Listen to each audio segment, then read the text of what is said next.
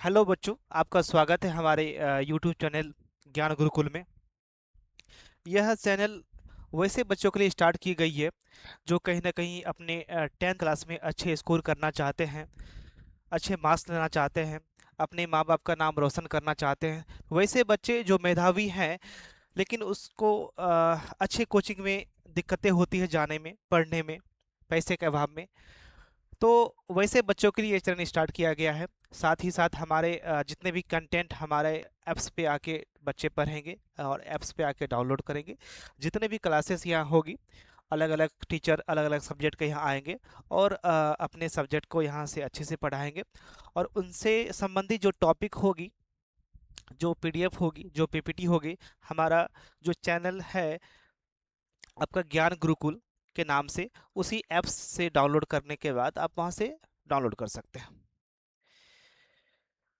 तो मेरा नाम रितेश है और आपका स्वागत है हमारे यूट्यूब चैनल में। तो बेसिकली मैं आपका साइंस पेपर में, साइंस में पेपर होते हैं जो हमारा फिजिक्स होती है, केमिस्ट्री होती है और बायोलॉजी होती है। तो मैं केमिस्ट्री पढ़ाऊँगा, फिर उसके बाद बायोलॉजी की अलग मैम आएगी, फिर फिजिक्स के कोई और टीचर आएंगे या मैं खुद पढ़ा दूंगा। तो अलग अलग सब्जेक्ट के अलग अलग शिक्षक यहाँ अनुभवी शिक्षक आएंगे। और हमारा जो इंस्टीट्यूट है कई वर्षों से भागलपुर ज़िला में चल रहा है। उसके साथ साथ हम लोगों ने सोचा कि क्यों ना एक ऐसा चैनल स्टार्ट किया जाए जहाँ से मेधावी बच्चे अच्छे ज्ञान प्राप्त करें और इस चैनल की शुरुआत करें। तो बच्चों, हमारा जो टॉपिक है साइंस का, साइंस में हम लोग साइंस जो विज्ञान होती है,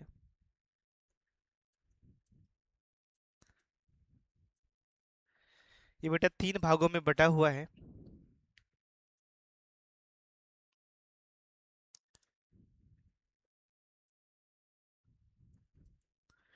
एक होती है भौतिकी विज्ञान,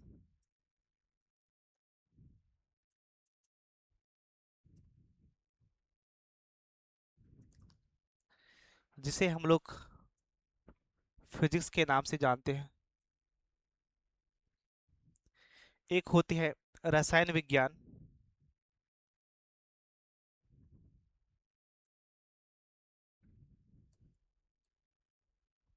जिसे हम लोग केमिस्ट्री के नाम से जानते हैं। एक होती है आपकी जीव विज्ञान, जिसे हम लोग बेटा बायोलॉजी के नाम से जानते हैं। तो बेसिकली अभी आपका साइंस पेपर स्टार्ट हो रहा है, इसी तरह आपका मैथ पेपर स्टार्ट होगा, इसी तरह आपका इंग्लिश स्टार्ट होगा। तो साइंस की बात करें तो मैं पहले अपनी केमिस्ट्री से स्टार्ट करूंगा, क्योंकि मैं 12th वाले बच्चे को केमिस्ट्री पढ़ाता हूँ। तो सबसे पहले मैं केमिस्ट्री स्टार्ट करूंगा, उसके बाद फिजिक्स को देखूंगा। एक और मैम आएगी जो आपकी बायोलॉजी पेपर को देखेगी, उसके बाद एक और सर आएंगे जो कहीं ना कहीं आपके मैथ पेपर को देखेंगे। तो जो भी बच्चे हमारे यहाँ शिक्षक आएंगे वो अच्छे दिनों से पढ़ा रहे हैं, काफ़ी अनुभवी भी है, ताकि आपको अच्छे से गाइडलाइन कर पाए। तो बेटा हम लोग केमिस्ट्री का अध्ययन करेंगे, ठीक है। केमिस्ट्री की कुछ बेसिक बातें हम लोग जानेंगे। बेसिक बातें जानने के बाद हम लोग चैप्टर का अध्ययन करेंगे। तो कहीं ना कहीं क्या होता है, साइंस पेपर हमारा जो 10th में है या 9th में, साइंस पेपर आपका पूरा कंबाइंड है, मिला हुआ होता है। इसमें तीनों सब्जेक्ट होते हैं, फिजिक्स होते हैं, केमिस्ट्री, एक ही बुक में तीनों टॉपिक आपको मिल जाते हैं, तीनों सब्जेक्ट मिल जाते हैं। फिजिक्स मिल जाती है, केमिस्ट्री मिल जाती है, बायोलॉजी मिल जाती है, ठीक है। तो हम केमिस्ट्री की शुरुआत करेंगे। केमिस्ट्री की शुरुआत जो है, वो केमिस्ट्री जो आपका साइंस में पहला चैप्टर से ही स्टार्ट हो जाती है। तो हम लोग काफ़ी अच्छा चैप्टर केमिस्ट्री में स्टार्ट करने वाले हैं। वो चौथा अध्याय है केमिस्ट्री का, चौथा चैप्टर है, जिसका नाम है कार्बन एवं उसके यौगिक। जितने भी बच्चे हैं सबके पास बुक है, एनसीईआरटी बुक है या भारतीय भवन है, जो भी बुक आपके पास है वो आप वहाँ से सिलेबस देखोगे तो आपको पता चलेगा कि अच्छा, पहला नंबर में ये हमारा टॉपिक है, दूसरा नंबर में ये है। उसी तरह से चौथा अध्याय में आपका जो टॉपिक है बेटा, उसका नाम है कार्बन एंड इट्स कंपाउंड, मतलब कार्बन और इससे बने यौगिक का हम लोग क्या करेंगे, अध्ययन करेंगे। तो सबसे पहले हम लोग जानेंगे बेटा कार्बन के बारे में, ठीक है। सबसे पहले हम लोग जानेंगे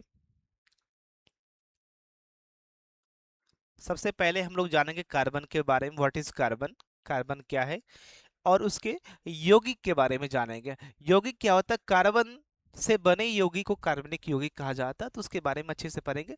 पहले हम लोग सीखते हैं कार्बन क्या चीज है, क्या बला है, ठीक है। तो देखते हैं क्या है कार्बन। क्या है बेटा, कार्बन एक हमारा तत्व है, ठीक है। कार्बन तत्व है। कार्बन का सिंबल क्या होता है, सी होता है। और कार्बन क्या है, अधातु होता है। बेसिक में बच्चे आपने शायद पढ़ा होगा कि तत्व की संख्या 118 होती है। ये जो आपके तत्व है, एलिमेंट है, इसकी संख्या 118 होती है। तत्व किस क्या होता है, तो तत्व क्या होता है, वो ऐसा पदार्थ होता है, दुनिया में जितना भी कुछ है बेटा वो सभी आपका पदार्थ है। तो जितने भी दुनिया में पदार्थ हैं, जितने भी चीजें हैं, वो कहीं ना कहीं पार्टिकल्स, छोटे छोटे कणों से मिलकर बने होते हैं। चाहे वो अणु हो, परमाणु हो या आयन हो, किसी भी चीजों की हम बात करें तो वो कहीं ना कहीं छोटे कणों से बने होते हैं। उस छोटे कण को परमाणु कहा जाता है। तो ये परमाणु भी, ठीक है, ये तत्व भी छोटे छोटे कणों से मिलकर बने होते हैं। उस तत्व, उस कणों को परमाणु कहा जाता है, ठीक है। तत्व वह शुद्ध पदार्थ है जो परमाणु से मिलकर बना होता है। और तत्व की संख्या कितनी है बेटा, 118। 118 को तत्वों को आवर्त सारणी में भी सजाया गया है उनके गुणों के अनुसार। तो 118 तत्वों में से एक तत्व क्या है आपका, कार्बन भी है। तो कार्बन क्या है बेटा, एक प्रकार का तत्व है, ठीक है, जिसका संकेत क्या होता है, सी होता है, ठीक है। और ये एक तरह का अधातु होती है। जैसा कि आप जानते होंगे कि तत्व को तीन भागों में बांटा गया, 118 तत्व है। 118 तत्वों में से तीन तत्व हमको मिलेंगे, तीन प्रकार के मिलेंगे तत्व। तीन प्रकार कहने का मतलब हो जाता है बाबू, ठीक है, एक मिलेगा आपको धातु, एक मिलेगा आपको धातु, एक मिलेगा बेटा धातु, दूसरा अधातु, और तीसरा मिलता है आपको उपधातु। तो कार्बन क्या होता है, एक तरह का अधातु होता है। धातु, धातु की पैसा पहचान कैसे होती है, कैसे जानेंगे कोई भी चीज, आप कोई भी तत्व ये धातु है। तो धातु में क्या होता है बेटा, आप बेसिक डिफिनेशन जानते होंगे, बेसिक परिभाषा जानते हो। धातु एक ऐसा वस्तु है, ऐसा चीज है, ऐसा तत्व है तो चमकदार होता है। धातु हमेशा चमकीला होता है, धातु चमकदार होता है। और धातु को हम लोग क्या कर सकते हैं, पीट सकते हैं। धातु चमकदार होती है। और धातु होती है अघात वर्धनीय। अघात वर्धनीय कहने का मतलब, धातु को हम लोग पीट के कोई चीज बना सकते हैं। धातु कैसी होती है, धातु आपकी बेटा तन होती है। धातु को पीट पीट के लंबा तार बना सकते हैं। तो ऐसा वस्तु जो चमकीला हो, जो अघात वर्ध हो, और जो क्या हो, तन भी हो, मतलब जिसको पीट के तार बना सकते हैं। और जो उष्मा और विद्युत का सुचालक हो, जो उष्मा और विद्युत का सुचालक होता है, वो आपका धातु कहलाता है। जैसे, जैसे की बात करें मैं एफी, एफी लोहा, ठीक है। लोहा क्या होता है, चमकदार होता है। लोहा को हम लोग पीट भी सकते हैं, लोहा को पीट के हम लोग तार भी बना सकते हैं। और लोहा क्या होता है कि आपको उष्मा और विद्युत का अच्छा सुचालक होता है। सुचालक का कहने का मतलब, यदि कोई ये आपका धातु है, ये आपका लोहा है, यदि यहाँ पे गर्म करेंगे तो बेटा यहाँ भी क्या होगा, गर्म हो जाएगा, ठीक है। तो इसका मतलब कहीं ना कहीं उष्मा यहाँ से यहाँ पास हो गई। तो वैसे वस्तु को उष्मा का सुचालक कहा जाता है। और विद्युत का सुचालक कहने का मतलब होता है कि मान लीजिए क्या है, ये हमारे पास लोहा है, इसको हम लोग क्या करेंगे, डालेंगे, हम लोग कोई स्विच में डालेंगे। स्विच में डालने के बाद यदि हमको करंट लग जाती है, तो कहीं ना कहीं करंट यहाँ से यहाँ तक पास हो गई, इसका मतलब वो क्या है, विद्युत का सुचालक होता है। तो जितने भी धातु हैं वो विद्युत का सुचालक होते हैं। जितने भी धातु हैं बेटा वो विद्युत का सुचालक होते हैं। और उष्मा का भी क्या होते हैं, सुचालक होते हैं। और उसी का उल्टा होता है अधातु। इसी का उल्टा होता है अधातु। मतलब ऐसा वस्तु होता है जो चमकीला नहीं होता है, जिसको हम लोग पीट नहीं सकते। अधातु क्या होता है, भंगुर किस्म का होता है। जैसे इसको पीटोगे तो ये क्या होगा, टुकड़ा टुकड़ा हो जाएगा। जैसे कार्बन की बात करें, ठीक, ग्रेफाइट की बात करें, ये टूट जाएगा, चूर चूर हो जाएगा। तो ये धातु का सेम उल्टा होता है, ये चमकीला नहीं होता है, ये अघातवर्धन नहीं होते हैं, इसको हम पीट के तार भी नहीं बना सकते। और ये उष्मा और विद्युत का सुचालक नहीं होते, मतलब कुचालक होते हैं। तो कार्बन क्या होता है? तत्व है, एक तरह का तत्व। और तत्व में से कौन सा तत्व है? ये अधातु तत्व है बेटा। तो सबसे पहले हम लोग जानेंगे कार्बन के बारे में, फिर इसके बाद जानेंगे कार्बन के यौगिक के बारे में। कहीं ना कहीं अभी जो हम लोग पढ़ रहे हैं ये कार्बन के गुण के बारे में पढ़ रहे हैं, कार्बन के प्रॉपर्टीज के बारे में पढ़ रहे हैं। ठीक है, अब सोच रहे हैं कार्बन के बारे में और थोड़ा जान लें, ठीक है, और थोड़ा जान लें कार्बन के बारे में।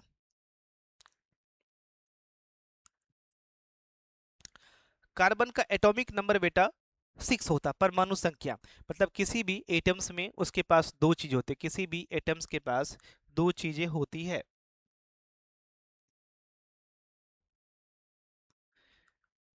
किसी भी एटम्स के पास दो चीजें होती है, एक उसका एटॉमिक नंबर होता है, ठीक है, एक उसका बेटा ये एटॉमिक नंबर, इसको एटॉमिक नंबर कहा जाता है, ये आपका एटॉमिक नंबर। ठीक है, दो चीज है, इसको कहा जाता है एटॉमिक नंबर। ठीक है, परमाणु संख्या, इसको कहा जाता है एटॉमिक मास, एटॉमिक मास, या मास नंबर, या मास नंबर। द्रव्यमान संख्या, द्रव्यमान हिंदी में बात करें बेटा इसको द्रव्यमान संख्या कहा जाता है, या परमाणु द्रव्यमान कहा जाता है, या परमाणु द्रव्यमान कहा जाता है।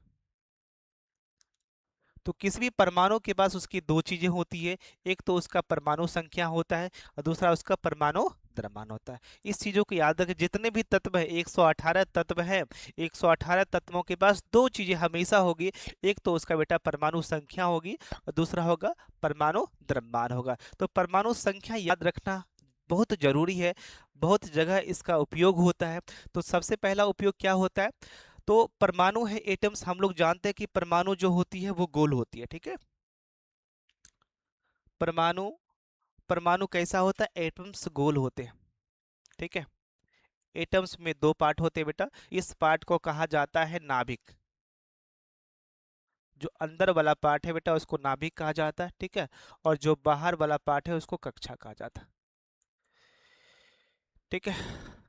तो परमाणु गोल होता है, कोई भी परमाणु की बात करें, या कार्बन परमाणु की बात करें, नाइट्रोजन परमाणु की बात करें, ऑक्सीजन परमाणु की बात करें, परमाणु क्या होता है? जो तत्व का सबसे छोटा कण होता है वो परमाणु कहलाता है। मतलब कार्बन तत्व है, इसका सबसे छोटा कण जो होगा वो परमाणु कहलाएगा। और दोनों का संकेत सेम होगा, जो कार्बन का तत्व का संकेत होगा वही कार्बन परमाणु का संकेत होगा, संकेत में कोई तरह का चेंजेज नहीं होगी, ठीक है।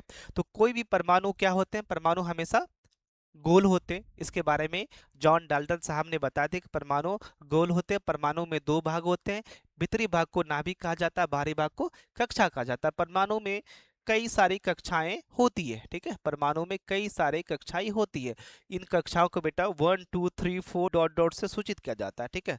इन कक्षाओं को, ठीक है, आप डिनोट कर सकते हो, पहला कक्षा, दूसरा कक्षा, तीसरा कक्षा। और इस कक्षा में जो इलेक्ट्रॉन को बांटते हैं, इलेक्ट्रॉन क्या होता है? जो एटॉमिक नंबर होते हैं, जैसे कार्बन की एटॉमिक नंबर, कार्बन का एटॉमिक नंबर कितना होता है? 6 होता है। तो जितना एटॉमिक नंबर होता है उतना ही उसके पास इलेक्ट्रॉन होते हैं। चूंकि एक फार्मूला है, आप जानिएगा, ठीक है, इसको हम बेसिक से बताएंगे। एक फार्मूला होता है बेटा, जेड बराबर पी होता है, पी बराबर ई होता है। जेड क्या है? एटॉमिक नंबर को, इस एटॉमिक नंबर को जेड से डिनोट किया जाता है। जो एटॉमिक नंबर होते हैं उसको जेड से डिनोट किया जाता है, ठीक है। जितना एटॉमिक नंबर होगा उतना पी होगा, पी का मतलब प्रोटॉन, ई का मतलब क्या? इलेक्ट्रॉन। किसी भी परमाणु में मैन रूप से तीन कण पाए जाते हैं, इलेक्ट्रॉन, प्रोटॉन और न्यूट्रॉन। इलेक्ट्रॉन का संकेत ई होता है, प्रोटॉन का पी होता है और न्यूट्रॉन का ई होता है। तो कोई भी परमाणु हम उठा लेंगे, हर परमाणु में आपसे पूछ देगा कि बताइए कार्बन परमाणु है, इसमें कितने इलेक्ट्रॉन होंगे, कितने प्रोटॉन होंगे, कितने न्यूट्रॉन होंगे। मान लीजिए बेटा ऑक्सीजन परमाणु है, इसमें कितने इलेक्ट्रॉन होंगे, कितने प्रोटॉन होंगे, कितने न्यूट्रॉन होंगे। तो जितने भी परमाणु है उसमें तीन कण मौजूद होते हैं। तो पी का मतलब प्रोटॉन होता है बेटा, ई का मतलब क्या होगा? इलेक्ट्रॉन हो गया। अगर जेड की बात करें, एटॉमिक नंबर 6 है, तो प्रोटॉन भी इसके पास 6 होंगे और इलेक्ट्रॉन भी कितने होंगे? 6 होंगे। मान लीजिए एक एटम्स, एक परमाणु और आपको देते हैं नाइट्रोजन। नाइट्रोजन की बात करें एटॉमिक नंबर 7, तो एटॉमिक नंबर 7 इसका मतलब जेड का वैल्यू 7। जितना एटॉमिक नंबर है, atomic number denoted by Z, atomic number को जेड से सूचित किया जाता है। तो जेड का वैल्यू बेटा 7, तो जेड 7, तो पी का भी वैल्यू कितना होगा, 7 होगा, और ई का भी वैल्यू क्या होगा, 7 होगा। ठीक है, इसी इलेक्ट्रॉन को जो हम लोग कक्षा में बांटते हैं, इसी को कहा जाता है इलेक्ट्रॉनिक विन्यास। ठीक है, जो हम लोग टॉपिक पढ़ रहे हैं बेटा उसका नाम है इलेक्ट्रॉनिक विन्यास। तो इसका एटॉमिक नंबर कितना होता है, 6 होता है, और इसका इलेक्ट्रॉनिक विन्यास 2 होता है, 2 और 4 होता है। मतलब कक्षा को आप दिखा सकते हो 1 से दिखा सकते हो, 2 से दिखा सकते हो, 3 से दिखा सकते हो, या तो आप कक्षा को के से दिखा सकते हो, एल से दिखा सकते हो, और एम से दिखा। ये बेटा बेसिक चीजें हैं 9th क्लास की। ठीक है, 9th में सभी चीजें बेसिक में दिया गया, कोई बात नहीं। हम लोग नहीं भी जानते केमिस्ट्री में, जीरो जानते हैं, हम लोग जीरो से शुरुआत करेंगे। हम मान के ये चलेंगे कि आपको केमिस्ट्री में कुछ नहीं आती है, तो हम लोग उस बेसिक से पढ़ेंगे और अच्छे से पढ़ेंगे, ताकि अच्छे से पढ़े कि अच्छा अच्छा स्कोर हम लोग साइंस में कर पाए। तो किसी भी एटम्स के जो कक्षा होते हैं, किसी भी परमाणु के जो कक्षा होते हैं, उसको 1 2 3 या के या एल या एम से सूचित किया जाता है। तो इसका जो कॉन्फ़िगरेशन होता है, ठीक है, के का मतलब हो गया बेटा ये पहला कक्षा, एल का मतलब हो गया दूसरा कक्षा। पहला कक्षा में 2 इलेक्ट्रॉन होते हैं, दूसरा कक्षा में 4 इलेक्ट्रॉन होते हैं। ये निकालने के लिए आपको सीखना पड़ता है, इलेक्ट्रॉन के विन्यास आपको निकालने के लिए आना चाहिए, तभी आप बता पाओगे किसी भी एटम्स के बाहरी कक्षा में या उसके पहले कक्षा में कितने इलेक्ट्रॉन होते हैं। ठीक है, आइए हम थोड़ा सा सीखते हैं इसके बारे में। अगर हो सकता है कि बेसिक आपको नहीं पता होगा कि भैया इलेक्ट्रॉनिक विन्यास क्या होता है, तो सीधा समझिए, जो इलेक्ट्रॉन होते हैं इसको जो कक्षा में बांटेंगे, मतलब पहला कक्षा में कितना इलेक्ट्रॉन, मान लीजिए इसके पास 7 इलेक्ट्रॉन है, तो 7 इलेक्ट्रॉन का मतलब कि पहला कक्षा में कितना इलेक्ट्रॉन हो सकता है, दूसरा में कक्षा में कितना हो सकता है, तीसरा कक्षा में कितना इलेक्ट्रॉन हो सकता है। क्या ये सातों इलेक्ट्रॉन एक ही कक्षा में डाल देंगे, क्या कुछ इलेक्ट्रॉन दूसरे कक्षा में भी डाल सकते हैं, क्या कुछ इलेक्ट्रॉन अंतिम कक्षा में भी डाल सकते हैं। कैसे हम जानेंगे कि किस कक्षा में कितना इलेक्ट्रॉन होता है, बेटा इसके लिए एक फार्मूला आती है, ठीक है, 2n²। ठीक है, इसके लिए एक फार्मूला आएगा बेटा 2n²।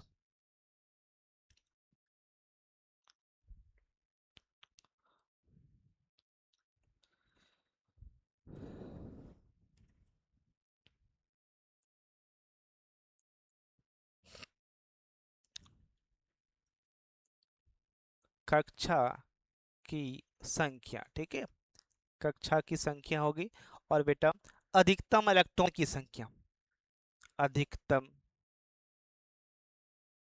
इलेक्ट्रॉन की संख्या, किस कक्षा में अधिकतम इलेक्ट्रॉन कितना हो सकता है। कहने का मतलब यदि पहला कक्षा की बात करें, ठीक है, उसमें कितना इलेक्ट्रॉन हो सकता है, दूसरा कक्षा की बात करें उसमें कितना इलेक्ट्रॉन हो सकता है, तीसरी कक्षा की बात करें उसमें कितना इलेक्ट्रॉन हो सकता है। निकालने का फॉर्मूला क्या है, फॉर्मूला है बेटा 2n²। ठीक है, किसी भी कक्षा में कितने इलेक्ट्रॉन होते हैं उसको निकालने का एक फॉर्मूला है 2n²। n क्या है बेटा, n है नंबर ऑफ ऑर्बिट, कक्षा की संख्या, n मतलब कक्षा की संख्या। यदि यदि पहला कक्षा में चेक करना है, पहला कक्षा में हमको जानना है कि कितना इलेक्ट्रॉन हो सकता है, n का मान 1 रखेंगे। दूसरा कक्षा में हमको चेक करना है या हमको जानना है कि कितना इलेक्ट्रॉन हो सकता है, अधिकतम n का मान 2 रखेंगे। तीसरा कक्षा में जानना है कि n का मान, ठीक है, कितना, तीसरा कक्षा में कितना इलेक्ट्रॉन हो सकता है, तो n का मान बेटा हम लोग क्या रखेंगे, 3 रखेंगे। ठीक है, तो बेटा हम लोग देखते हैं कि पहला कक्षा में कितना इलेक्ट्रॉन हो सकता है। मान लीजिए n का मान, ठीक है, n का मान 1 रखेंगे, n का मान 1, 1 कहने का मतलब, 1 कहने का मतलब कौन सा कक्षा होगा, के कक्षा, पहली कक्षा को बेटा के से डिनोट किया जाता है। ठीक है, तो पहला कक्षा में हम लोग देखेंगे, तो पहला कक्षा में देखने के लिए फॉर्मूला क्या है, 2n², 2n², 2 तो 2 हो गया। n का वैल्यू पहला कक्षा में चेक कर रहे हैं, n का वैल्यू 1 रखेंगे, 1 का स्क्वायर 1, 1 इंटू 2 करोगे बेटा 2 हो जाती है। तो पहला कक्षा में अधिकतम 2 इलेक्ट्रॉन हो सकते हैं, 2 से ज़्यादा इलेक्ट्रॉन नहीं भर सकते हम। ठीक है, इसलिए आप देखोगे पीछे आप, ठीक है, पीछे आप देखिए हमारे स्लाइड में कि पीछे जो इसका जो इलेक्ट्रॉनिक विन्यास लिखा गया, मतलब पहला कक्षा में एक इलेक्ट्रॉन भरा गया, दूसरा, ठीक है, पहला कक्षा और दूसरा कक्षा की बात हो रही है। तो पहला कक्षा में अधिक से अधिक कितना इलेक्ट्रॉन भरा है? दो, क्योंकि दो से ज्यादा इलेक्ट्रॉन हम लोग नहीं भर सकते।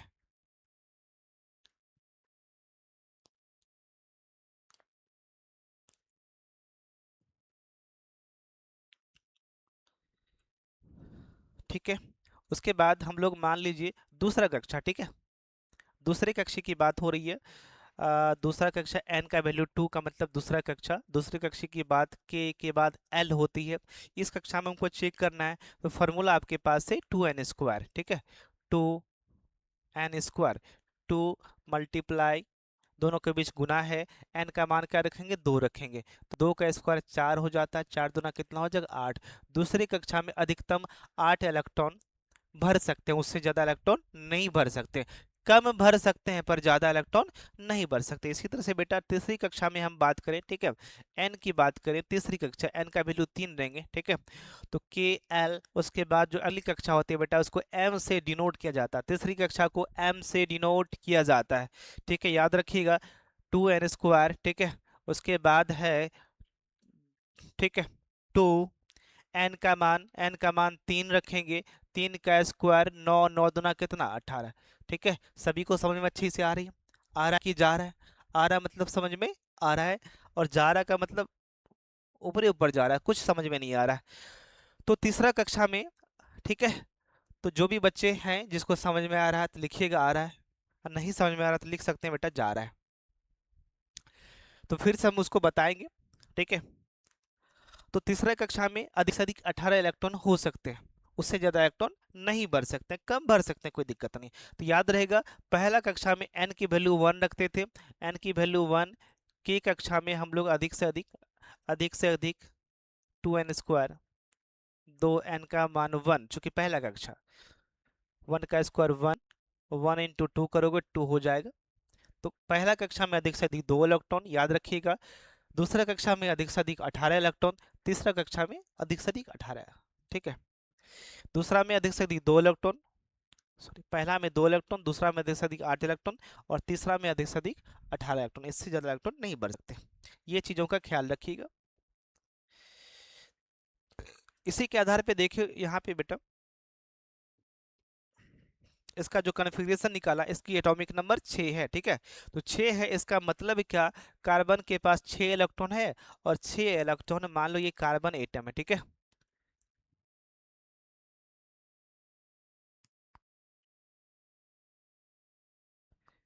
ये कार्बन एटम से कार्बन की ये नाभिक है, कार्बन एटम गोल है। तो हम लोग सबसे पहले जानेंगे कार्बन में कितने कक्षा हो सकते हैं। सबसे पहले इसका एटॉमिक नंबर निकालो, एटॉमिक नंबर कितना होता है? 6 होता है। अब इसका इलेक्ट्रॉनिक विन्यास निकालेंगे। तो पहला नियम क्या सीखे हम लोग कि पहला कक्षा में अधिक से अधिक कितना इलेक्ट्रॉन हो सकता है? 2 इलेक्ट्रॉन हो सकता है। तो पहला कक्षा में बेटा 2 इलेक्ट्रॉन डाल दिए, ठीक है। उसके बाद जो बचा वो अगले कक्षा में, ठीक है, अगले कक्षा में अधिक से अधिक 8, उससे ज़्यादा नहीं डाल सकते, लेकिन उससे हम लोग कम डाल सकते हैं। मान लीजिए, ठीक है, आप तो बताए थे सर कि दूसरा कक्षा में अधिक से अधिक 8 डाल सकते हैं, ठीक है, 8 इलेक्ट्रॉन डालेंगे। तो पहला में 2 डालें, अगर इसमें 8 डालते हो, 8 इलेक्ट्रॉन डालते हो, तो 8 दो कितना होता है? 10, 8 दो 10 इलेक्ट्रॉन। क्या इसके पास 10 इलेक्ट्रॉन है क्या? नहीं है। तो जो रेस्ट बचेगा डालने के बाद, वही आप लोग क्या करोगे? ठीक है, डालोगे, वही आप लोग डालोगे बेटा।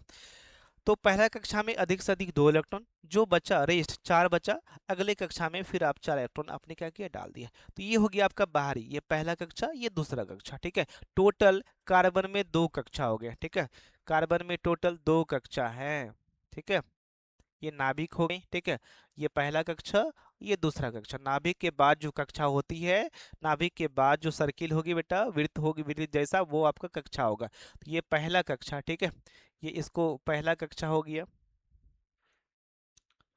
ये आपका पहला कक्षा हो गया, और ये आपका दूसरा कक्षा हो गया। इस कक्षा को के से सूचित करेंगे, इस कक्षा को एल से सूचित करेंगे।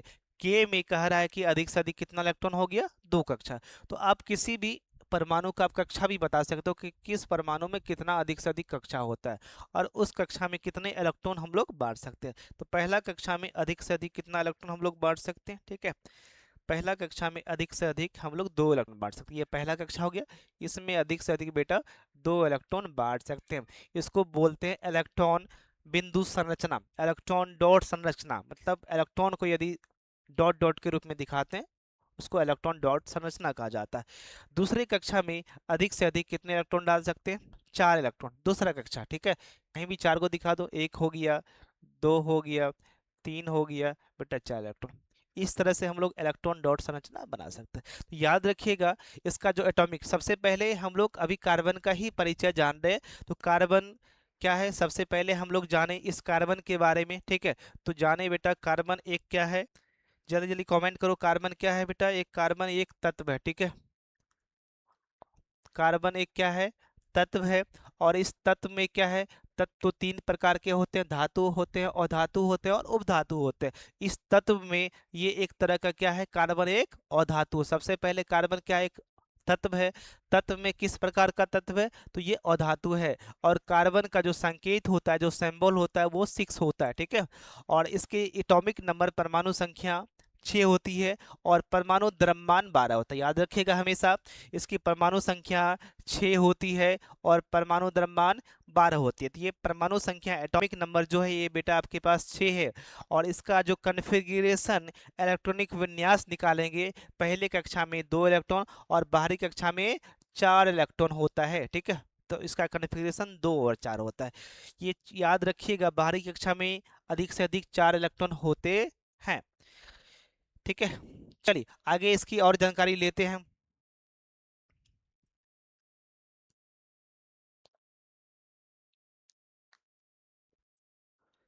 चलिए चलिए, ये चीज़ देख चुके हैं, एटॉमिक नंबर्स, ठीक है। परमाणु संख्या 6 होते हैं और इसका इलेक्ट्रॉनिक विन्यास होता है 2 और 4 होता है और इसकी संयोजकता 4 होती है। इसकी संयोजकता कार्बन चतुसंयोजकता होती है। चतुसंयोजकता मतलब जिसकी वैलेंसी, ठीक है, 4 होती है। अंतिम कक्षा में 4 इलेक्ट्रॉन होते हैं, वो टेट्रा वैलेंसी कहलाती है।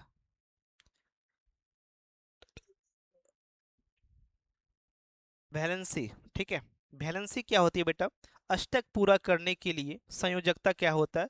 अष्टक पूरा करने के लिए जितने इलेक्ट्रॉन की आवश्यकता होती है, सब एक नियम है, अष्टक नियम, ठीक है। इसको हम लोग देखेंगे, अष्टक नियम। अष्टक नियम, अष्टक नियम क्या होता है? ऑक्टेट नियम इसको बोलते हैं। सभी परमाणु चाहते हैं कि मेरे बाहरी कक्षा में, जैसे मैंने कार्बन की बात की, तो कार्बन का बेटा एटॉमिक नंबर कितना होता है? कार्बन का एटॉमिक नंबर 6 होता है। पहले कक्षा में 2 इलेक्ट्रॉन, उसके बाद लास्ट कक्षा में कितना? 4 इलेक्ट्रॉन। तो इसके बाहरी कक्षा में 4 इलेक्ट्रॉन है। तो ये भी चाहेगा कि मेरे बाहरी कक्षा में अधिक से अधिक 8 इलेक्ट्रॉन हो जाए। तो सब चाहता है कि मेरे बाहरी कक्षा में 8 इलेक्ट्रॉन हो जाए। इसी 8 इलेक्ट्रॉन को पुराने के चक्कर में कोई भी कंपाउंड बनाता है, कोई भी रासायनिक अभिक्रिया में भाग लेता है, कोई भी बॉन्ड बनाता है, बंधन बनाता है एक दूसरे से मिलकर। तो ये 8 का चक्कर याद रखिएगा, ये जो हमारी कार्बन है, करीना है, ठीक है। इस कार्बन को हम यहाँ पे नाम देंगे बेटा करीना। तो हमारी जो करीना है, इसके बाहरी कक्षा में 4 इलेक्ट्रॉन होते हैं और ये अपना अष्टक पूरा करने के लिए 4 इलेक्ट्रॉन की आवश्यकता होती है। तो जितने इलेक्ट्रॉन की आवश्यकता होती है वो उसकी वैलेंसी कहलाएगी। तो इसको 4 है इसके पास, और कितने की आवश्यकता है? 4 की आवश्यकता है। इसलिए कार्बन जो होते हैं टेट्रा वैलेंसी होते हैं, इसको कार्बन चतुसंयोजक होता है। चतुसंयोजक मतलब इसकी वैलेंसी 4 होती है। अष्टक पूरा करने के लिए जितने इलेक्ट्रॉन की आवश्यकता होती है, चाहे इलेक्ट्रॉन दान करके मिले, ठीक है, त्याग करके मिले, या तो ग्रहण करके मिले, या साझेदारी करके मिले। एक आगे जाके हम पढ़ेंगे कि कार्बन क्या करता है, अपना इलेक्ट्रॉन को साझेदारी करता है, उसके बाद ये अपना अष्टक पूरा करता है, ठीक है।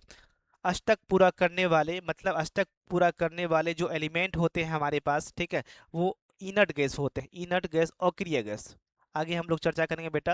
अक्रिय गैस, सब चाहता है कि हम किसके जैसा हो जाए? अक्रिय गैस। अक्रिय गैस कौन कौन होता है? हीलियम, ठीक है, नियन, आर्गन, क्रिप्टन, जेनन, जेनन, एक्सीरेडन, ये अक्रिय गैस है, ठीक है।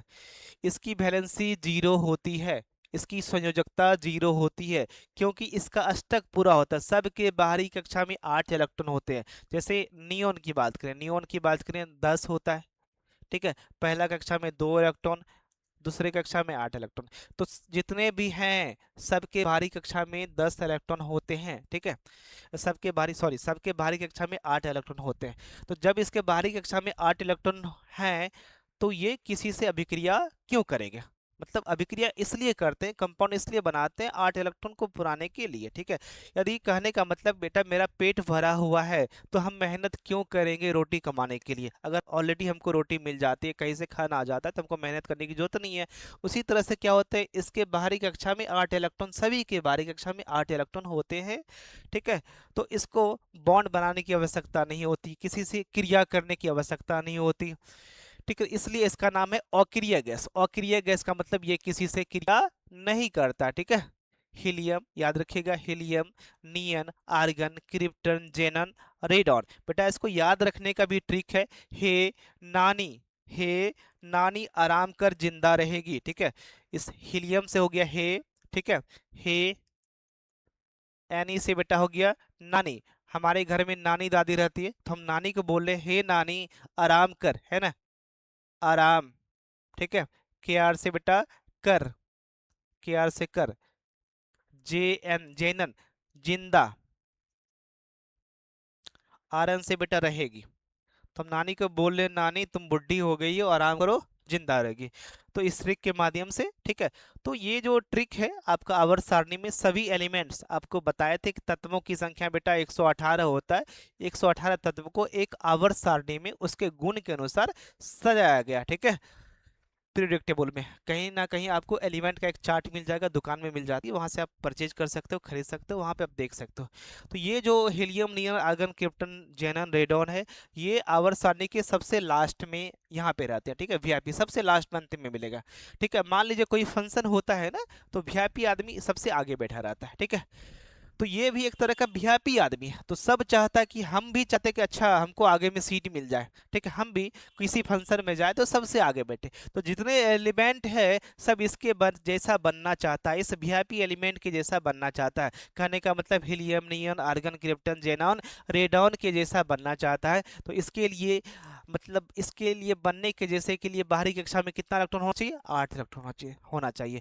तो सभी 8 इलेक्ट्रॉन पुराने के चक्कर में या तो बॉन्ड बनाता है, ठीक है, या तो इलेक्ट्रॉन का दान करता है, मतलब ग्रहण करता है, ठीक है, ग्रहण करेगा या तो त्याग करेगा।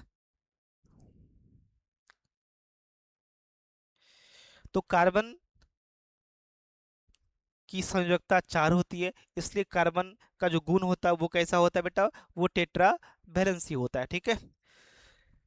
चलो फिर हम अगले क्लास में हम लोग पढ़ेंगे, ठीक है। आज का क्लास यहीं हम लोग समाप्त करते हैं, और अगले क्लास में हम लोग देखेंगे कार्बन की सह संयोजकता के बारे में। जैसे अभी आपको बताया कि कार्बन क्या करता है, ना ही इलेक्ट्रॉन का त्याग करेगा, क्योंकि कार्बन को भी चाहिए 8 इलेक्ट्रॉन। कार्बन के बाहरी कक्षा में 4 इलेक्ट्रॉन होते हैं, ठीक है। और इसको अपना अष्टक पूरा करने के लिए 4 इलेक्ट्रॉन और आवश्यकता पड़ेगी। तो 4 इलेक्ट्रॉन पुराने के लिए ये तो क्या करेगा, ना तो इलेक्ट्रॉन का त्याग करेगा, ना ही इलेक्ट्रॉन का ग्रहण करेगा। ये काम करेगा अपना, ठीक है, सह संयोजकता बनाएगा, ठीक है। ये अपना सह संयोजक बंधन बनाएंगे, और ये बंधन किस प्रकार का होता है, कैसे होता है, फिर हम लोग अगले क्लास में देखेंगे, ठीक है। तब तक के लिए यही इस क्लास को रखते हैं। Thank you.